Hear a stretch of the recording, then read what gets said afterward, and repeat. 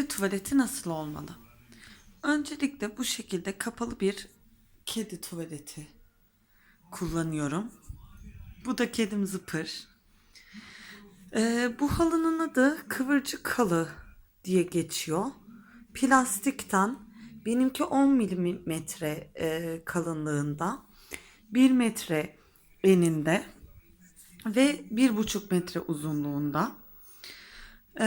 Bu halı kedinin patisinde bile kalsa kedi kumu, kedim içeriye girdiğinde bunu taşımasını engellemiş oluyor. Bu şekilde ben tuvaletin yakınlarına bir koku da koydum. Böylece hiçbir zaman zaten koku olmasa bile kedinin tuvalet kokusu benim odama gelmiyor ki odamda, kullandığım odam burada yakınında gayet. Bu odaları çok kullanmadığım için, burası banyom zaten. Bu hiç kullanmadığım bir tuvalet.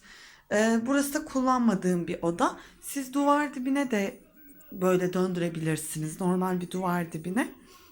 Ben kullanmadığım bir alan çok diye bu şekilde koydum.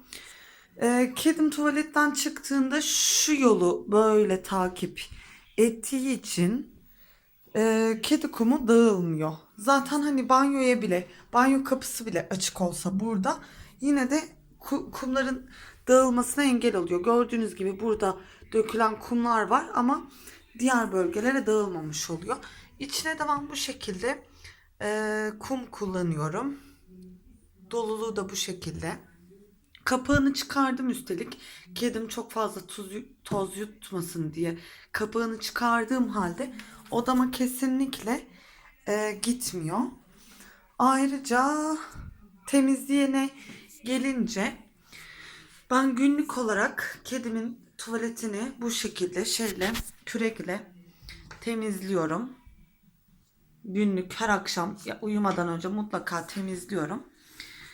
Arada bir kum ilave ediyorum ve birkaç haftada bir de komple kumunu değiştiriyorum. Bu kadar.